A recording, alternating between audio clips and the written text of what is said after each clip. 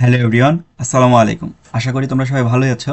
আজকে আমরা যে জিনিসটা নিয়ে আলোচনা করব সেটা হচ্ছে যোজনী। বিভিন্ন মৌল বা কোন মৌলের যোজনী কত সেটা সহজে বের করার একটা কৌশল দিক। আমাদের এই যোজনী বের করাটা ক্লাস 8 থেকে শুরু করে 9, 10, এসএসসি, এইচএসসি সব জায়গায় দরকার হয়। আর এছাড়া আপনারা যারা চাকরি পরীক্ষার্থী আছেন তাদেরও কিন্তু বিভিন্ন পরীক্ষায় বিজ্ঞান থেকে যোজনী বের করার কৌশল আসে।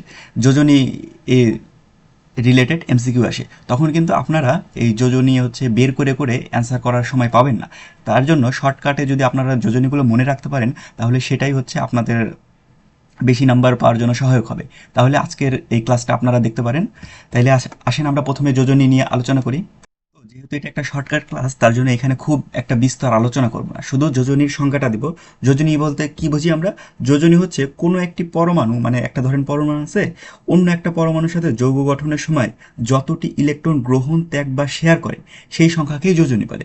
একদম সহজ ভাষায় বললে একটি পরমাণু কয়টি বন্ধন তৈরি করতে পারে সেটাই হচ্ছে তার যোজনী। তাইলে সংখ্যাটা আমি কি বললাম, আপনার পারলে খাতায় লিখে নিতে পারেন। কোনো একটি পরমাণু অন্য কোনো পরমাণুর সাথে যৌগ গঠনের সময় যতটি ইলেকট্রন গ্রহণ, ত্যাগ বা শেয়ার করে সেই সংখ্যাকেই যোজনী বলে। আর এক কথায় বলতে গেলে একটি পরমাণু কয়টি বন্ধন তৈরি করতে পারে সেটাই যোজনী। তাহলে এখন যে সকল মৌলের যোজনী এক, সেইগুলো কিভাবে মনে রাখবো আমরা? আমাদের পরীক্ষায় ম্যাক্সিমাম 1 থেকে 4 পর্যন্ত যোজনীগুলোই আসে, এর জন্য এটাই আমরা শর্টকাটগুলো দেখবো। তো দেখো, যোজনী যেগুলোর এক সেগুলোর জন্য একটা ছন্দ মনে রাখবেন আপনারা। এখানে ক্লাব ফুটবলে ব্রাজিল ইতালি হাইড্রোজেন না কে গ্রুপে। জিনিসটা হাইড্রোজেন এভাবে পড়া হয় না, পড়া হয় যে ক্লাব ফুটবলে ব্রাজিল ইতালি এইচ না কে গ্রুপে। তাইলে ক্লাব ফুটবল, এখানে ক্লাবতে কি হবে? ক্লাবতে হবে ক্লোরিন, সিএল ক্লোরিন। তারপর ফুটবলের এখান থেকে কি হবে? এফতে কি? ফ্লোরিন। ব্রাজিল কি হবে? BR bromine. ইতালির জন্য কি হবে? আয়োডিন। আর এইচ তো হাইড্রোজেনই। আর নাতে কি বোঝায়? নাতে না নেট্রিয়াম বা সোডিয়াম। এনে কিন্তু আমরা ল্যাটিন নাম, তাই না? সোডিয়ামকে আমরা ল্যাটিন নেট্রিয়াম নামেই, মানে নেট্রিয়ামের প্রতীক দিয়ে চিহ্নিত করি, সোডিয়াম এনে। আর কেতে তো পটাশিয়াম আমরা জানি। আর গ্রুপে, আর এই যে গ্রুপে দিয়ে কোনো কিছু নাই ভাই। তাইলে আমরা নাকি যোজনে এক কাদের? ক্লাব ফুটবলে ব্রাজিল ইতালি এইচ না কে গ্রুপে। তাইলে ক্লাবতে ক্লোরিন ফ্লোরিন, ব্রাজিলতে ব্রোমিন, ইটালিতে আয়োডিন, এইচতে হাইড্রোজেন, নাতে সোডিয়াম, কেতে পটাশিয়াম। এগুলো ছাড়াও আরও কিছু মৌলের যোজনী এক আছে। সেগুলো কারা? সেগুলো মুদ্রা ধাতু। মুদ্রা ধাতুর নাম আমরা শুনেছি না? তাইলে লিখে দিই, এই যে এখানে মুদ্রা ধাতু। মুদ্রা ধাতু কারা? মুদ্রা ধাতু তোমার কপার, তারপরে আর্জেন্টিনাম বা নাকি সিলভার, আর সোনা বা ওয়ারাম। তাইলে কাদের যোজনী এক? Chlorine fluorine bromine iodine hydrogen sodium potassium, copper silver আর গোল্ড। এদের এই নাকি জানো, এদেরকে বলা হয় কি, মানে সরি, এদেরকে বলা হয় বলে এদের যোজনী হবে এক, তাই না? এই ছন্দ দিয়ে মনে রাখতে পারো। এবং সাথে মুদ্রা ধাতু, এরা তোমার যোজনী এক। এখন যোজনী দুই কাদের? যোজনী দুইয়ের জন্য তুমি সংজ্ঞা এই ছন্দ মনে রাখবা, মোগলাই ও কাবাব ফি দিয়ে নিয়ে যান। তার মানে কি? মোগলাই ও কাবাব টাকা দিয়ে নিয়ে যান, এরকমই। মোগলাই ও কাবাব ফি দিয়ে নিয়ে যায়। মোগলাইতে কি? মোগলাইতে হবে ম্যাগনেসিয়াম। ওতে কি হবে? ওতে হবে অক্সিজেন। কাবাবতে কি হবে? কাবাবতে হবে ক্যালসিয়াম। ফিতে কি হবে? ফিতে এফি। এফি দিয়ে কি বোঝায়? ফেরাম। ফেরাম মানে কি? আয়রন। এফি মানে আয়রন। দিয়ে দিয়ে আসলে কিছু নাই ভাই, দিয়ে এটা হবে না। নিয়েতে নিকেল। আর জানতে জিঙ্ক, জেড তাইলে মোগলাই ও কাবাব ফি দিয়ে নিয়ে যান। তাইলে ভাই যোজনী দুই কাদের হবে? মোগলাই ও কাবাব ফি দিয়ে নিয়ে যান। মোগলাইতে ম্যাগনেসিয়াম, ওতে অক্সিজেন, কাবাবতে ক্যালসিয়াম, ফিতে ফেরাম বা আয়রন, নিতে নিকেল আর জানতে জিঙ্ক। আর এছাড়াও আরও কিছু মৌলের যোজনী দুই। সেগুলো কি কোনগুলো? কাঁদলে শার্ট স্যান্ডেল পাবে।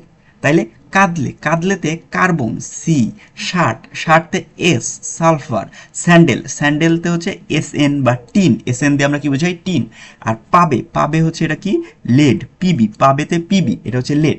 আচ্ছা ভাই, এই জিনিসটা তুমি যোজনী দুই যেগুলো পাইলা, যোজনী দুই magnesium oxygen calcium iron nickel zinc carbon sulphur tin, তারপরে লেড। এগুলো পাইলে না? তো এইগুলোর মধ্যে আরেকটা জিনিস আছে, সেটা কি? সেটা হলো এই যে সেকেন্ড যে লাইনের জিনিসগুলো লিখেছি, এইগুলো যোজনী যে 2 পাচ্ছ, তাই না? একই সাথে এদের যোজনী 2ও হয় এবং 4ও হয়। তার মানে এদের যোজনী হয় কত?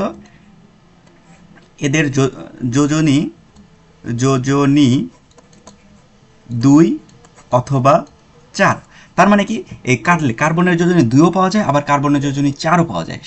এতে সালফারের যোজনী 2ও পাওয়া যায়, 4ও পাওয়া যায়। এসএন তে কি? এসএন টিন, স্যান্ডেলের যোজনী আপনার 2ও পাওয়া যায়, 4ও পাওয়া যায়। আর লেড পিবি, এদের লেডের যোজনীও 2ও পাওয়া যায় এবং 4ও পাওয়া যায়। তাইলে কি বুঝলাম ভাই? আমাদের দেখেন যে 2-এর যোজনী বা হচ্ছে আমাকে এই যে 2 যেসব মৌলের যোজনী 2 সেগুলো মুখস্থ করলে, এই যে 2টা ছন্দ মুখস্থ করলে, একই সাথে 2 যে সকল মৌলের যোজনী সেটাও মুখস্থ হয়ে গেল, আবার একই সাথে 4 যে সকল মৌলের যোজনী সেটাও কিন্তু মুখস্থ হয়ে গেল। আবার এদের এই যে এই লাইন এবং এই লাইন, এদের দুইজনেরই যোজনী কিন্তু 2 করে হবে। আবার কিন্তু এই লাইনের যোজনী 2 এবং 4 উভয়ই হবে। এখন পরের পেজে যাই, যোজনী 3 কাদের হবে?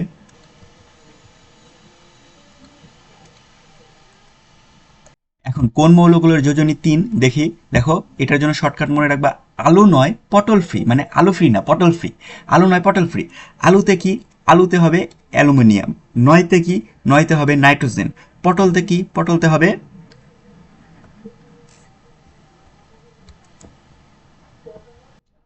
পটলতে হবে কি?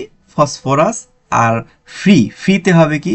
আয়রন বা ফেরাম। তাইলে দেখো ভাই, গত পেজেও কিন্তু আয়রন দেখছি না? এই যে আয়রনের যোজনী কিন্তু একসাথে 2ও হয়, 3ও হয়। তার মানে কি বুঝলাম আমরা? আয়রনের যোজনী 2, 3 দুইটাই হয়। তাইলে 3 যোজনী কাদের? Aluminium, nitrogen, phosphorus, iron. আর যোজনী 4, এটা তো আমরা যোজনী 2 পড়ার সময় পড়ছি।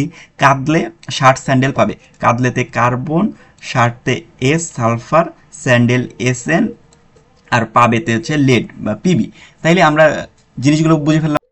তাইলে ভাই আমরা কিভাবে যোজনী 1, 2, 3, 4 এর মৌলগুলো কোনগুলো বা কোন মৌলগুলোর যোজনী 1, 2, 3, 4 সেগুলো কিন্তু খুব সহজেই এই ছন্দ দিয়ে আমরা মুখস্থ করে ফেলতে পারলাম। এটা খুব পরীক্ষার জন্য সহজ হবে। আমাদের হচ্ছে যারা এসএসসিতে আছো, এইচএসসিতে আছো, তাদের জন্য এমসিকিউ করা সহজ হবে। এবং আপনারা যারা হচ্ছে চাকরি পরীক্ষার্থী, তারাও কিন্তু হচ্ছে এই যে এই ইলেকট্রন বিন্যাস করে বের করে দেখার সময় কিন্তু পাবেন না। পরীক্ষার হলে খুব সহজে অ্যান্সার করার জন্য এটা কিন্তু একটা বেস্ট উপায়। এই ছন্দগুলো যদি আপনারা মনে রাখতে পারেন, তাহলে পরীক্ষায় খুব সহজেই অ্যান্সার করে আসতে পারবেন। তাহলে ধন্যবাদ সবাইকে। আপনারা হচ্ছে যদি এই ভিডিওগুলো দেখে উপকৃত হন, তাহলে আমার চ্যানেলটা সাবস্ক্রাইব করে দিতে পারেন, লাইক কমেন্ট করে দিতে পারেন, আপনাদের বিভিন্ন গ্রুপে এই ভিডিওগুলো শেয়ার করে দিতে পারেন। এছাড়াও কমেন্টে জানাতে পারেন যে আপনাদের কোন টপিকের উপর ভিডিও লাগবে, অথবা কোথাও বুঝতে অসুবিধা হলে সেটাও জানাতে পারেন।